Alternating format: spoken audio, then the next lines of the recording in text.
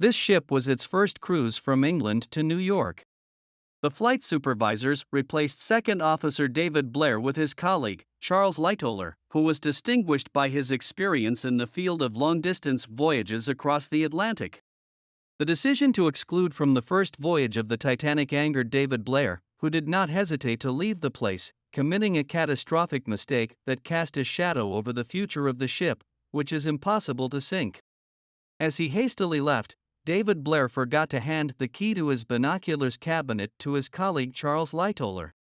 For his part, Lightoller did not bother to ask or search for the key before the start of the journey, so the Titanic set off towards New York. Suddenly, David Blair discovered that he had in his pocket a chain of keys to the ship's binoculars safe. And it was discovered that he did not remember to hand it over to the ship's captain. But at that time, the ship sailed from the port, and the captain could not return to the ship until he handed over the keys to the new captain. 5 days after the ship sailed, it collided with a snowy mountain and sank, killing more than 1,500 people, and this ship was the Titanic. Among the survivors of the Titanic crew was a person named Frederick Fleet, who was the first person to see the iceberg with his own eyes. He said in the investigations that if he had been able to take the binoculars from the ship's hold, he would have seen the iceberg from a long distance and was able to avoid the collision.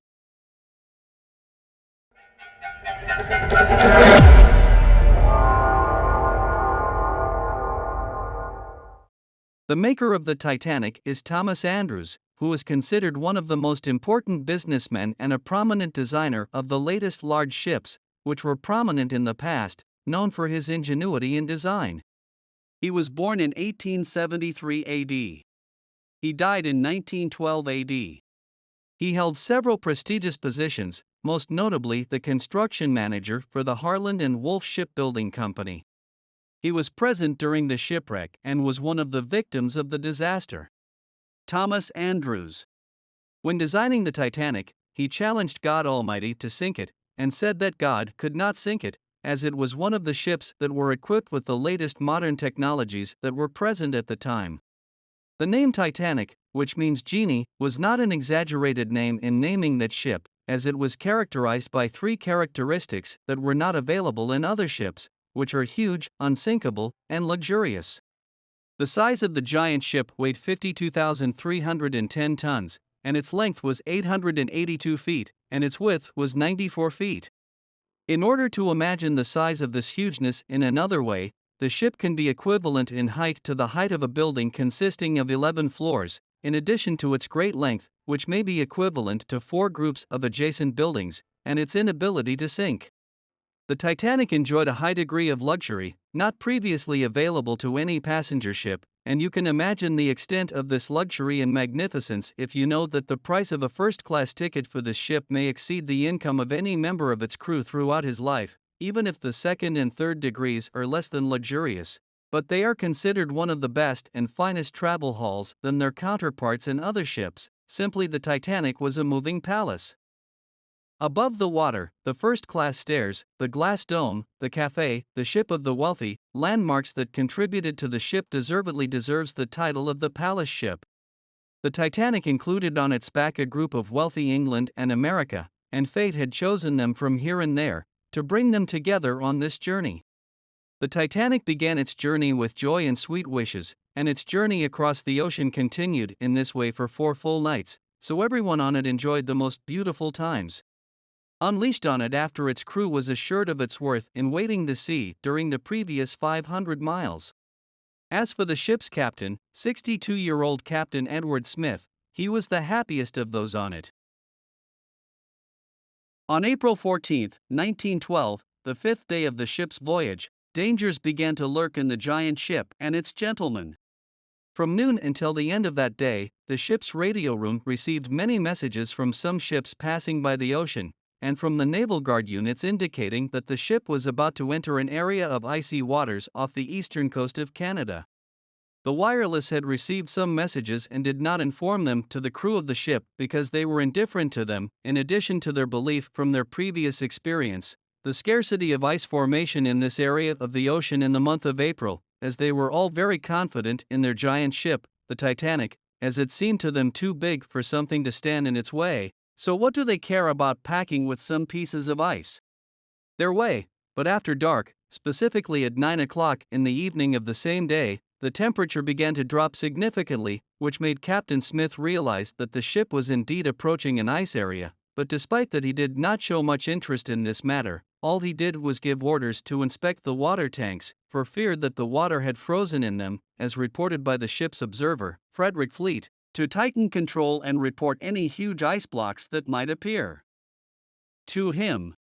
Then Captain Smith entered his room to sleep, and in fact, Captain Smith, despite his long experience, made a big mistake in this behavior, perhaps because of his extreme confidence in his giant ship and his long experience.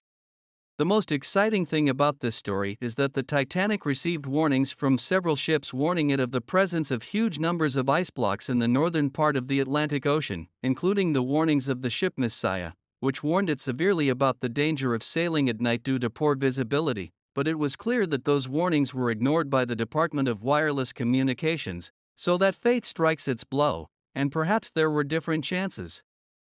for the survival of the Titanic, and changing the course of history if it had been listened.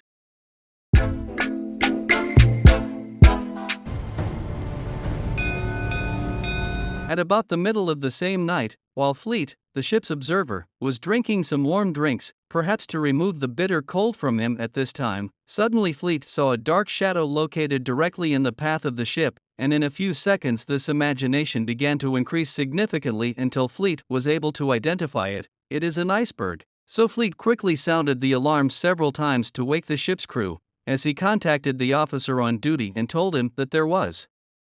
a mountain of ice located directly in the direction of the ship, where he quickly ordered the ship to change direction and then to stop the engines. But it was not there is any chance of avoiding the collision, so the snow mountain hit the side of the ship, and it is strange that this collision was not noticeable or audible to a clear degree, so that the rest of the ship's crew thought that they had succeeded in changing course and avoiding the collision, and with this collision, large blocks of snow fell on the deck of the ship. And despite that the ship was not shaken except for a slight tremor that was not noticeable, but it slipped a little from behind, and after several minutes the ship completely stopped moving. Most of the ship's passengers did not feel that their giant ship had collided with anything. In addition to the fact that the collision was inaudible enough, most of the passengers were inside their cabins on this cold night, and even many of them had fallen asleep. At that time, only some men were awake at that time who were smoking cigars in the private room of the first class, after they had dinner and after their wives had gone to the bedrooms. The cause of this faint sound, and then others and others followed them, and it is strange that they all did not show any interest, so they only cared about watching the snow mountain and the scattered pieces of it on the deck of the ship, and then they all returned after that to what they were in. Some of them returned to complete their entertaining game, and some of them returned to smoking cigars and drinking drinks, and some entered their private rooms to go to sleep, as well as some of the people passing by the ship at that time expressed their feeling of this collision in different ways, and some of them said, it seemed as if the ship had passed on the land of alabaster, which is a completely appropriate analogy for that aristocracy. As others mentioned, it sounded like the sound of tearing a piece of cloth. One of the officers on the ship, who was sleeping in his room at the time, also mentioned that all he felt was a slight vibration in the wall of the ship, which disturbed his sleep, but he went back to sleep again, after it came to his mind that the ship had changed its direction in an inappropriate way. The surprise at the bottom of the ship, the collision meant something much more dangerous than what the ship's passengers thought. After the ship stopped after the collision occurred, the technicians discovered a break in the side of the ship from which water infiltrated and flooded 5 of the 16 sections at the bottom of the ship. The boilers also stopped working completely, and the mailroom was also filled with water on which dozens of letters floated above, which indicates a catastrophe and that the sinking of the Titanic is inevitable. Captain Smith did not try to explain what happened, but he acted in a practical way. So he gave orders at once to wake up all passengers to evacuate the ship and prepare lifeboats, and he also ordered to send a relief call. But there was another problem that faced Smith. The number of passengers on the ship is 2,227 passengers, while the number of lifeboats on the ship is only sufficient to carry 1,100 passengers, and this fact was completely absent from the passengers of the ship, who came out of their rooms to the deck of the ship in complete calm and indifference, but some of them went out singing and joking. As if they were mocking this situation, they still believe that they are on the deck of the giant ship that cannot sink. The passengers of the ship and some of them appeared broadcasting the sleepers wore life jackets. Then they took to boarding the lifeboats under the instructions of Captain Smith, who ordered the evacuation of the ship from the women and children first, provided that the men then go to the lifeboats if they have places in it. In fact, some of the passengers did not want to enter the lifeboats, so the giant ship was still reassuring for them about the small lifeboats, so that some sailors took some of them into the boats, as they were fully aware of the disaster that awaits them, and the sailors were forced by the refusal of some passengers to lower some lifeboats into the water, which is not full to the end. So there was no time for delay and procrastination, and the poor third-class passengers were the last to reach the lifeboats,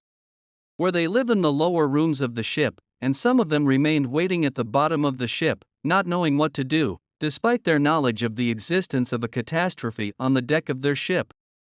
At the same time, the ship's wireless worker began sending repeated calls for relief, and if some ships had picked up these calls, they were still very far from the Titanic, so all these calls were in vain, but the Titanic had a new hope.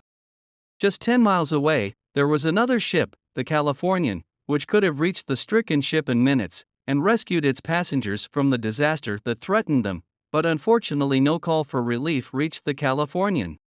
One of the repeated calls that the Titanic kept sending, so at this late night the radio operator on the Californian ship closed the communication device, and after several desperate attempts the Titanic officers made another attempt to draw the attention of the Titanic ship to their stricken ship, so they fired several fire missiles in the sky, and cheers and repeated calls were launched with it, but despite that, the Californian ship did not take any position towards these light signals, so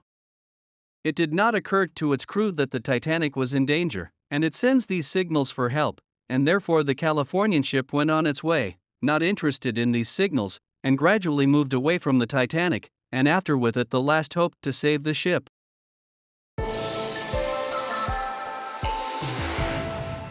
On the deck of the Titanic, the music band accompanying the voyage started playing the music of fun and happiness while the lifeboats were lowered from the ship into the ocean, and if this music had remained for a period of time perfectly appropriate to the psychological atmosphere of the ship's cynical and apathetic passengers, it then became inappropriate for the state of fear and anxiety that began to haunt most of the passengers as they lowered their feet on the deck of the ship, whose bottom began to gradually decline to the surface of the water. And the situation continued as it is on the deck of the ship. The music played, and the ship gradually descended, and the fear increased and increased as the deck approached the surface of the water, which still carries hundreds of passengers who had not yet been evacuated from it, so the specter of death began to hang over everyone's faces as it became a reality, especially after most of the lifeboats were depleted, and there were no more than 2 boats left of them. The main reason for the sinking of the Titanic is its collision with a huge iceberg that led to its sinking in less than 3 hours only, and approximately 91.4 meters of the ship's hull was damaged, and the collision also caused the sinking of 6 of the 16 main compartments, which caused the water to rush to the right side of the ship and thus start to bow down from the front and slightly to the right. And sailing at high speed, it is considered one of the most important reasons that contributed to the sinking of the Titanic, the great speed with which the ship sailed, which reached approximately 40.7 kilometers per hour through the heavy icy waters in the North Atlantic Ocean, and some believe that this speed was due to an attempt to control a fire that broke out in one of the coal warehouses in the ship. And from another point of view, this ship defied God's power, or so those who made it wanted it, and it set off in the name of the giant, but God Almighty, with his limitless power, sank it, and for the most trivial of reasons.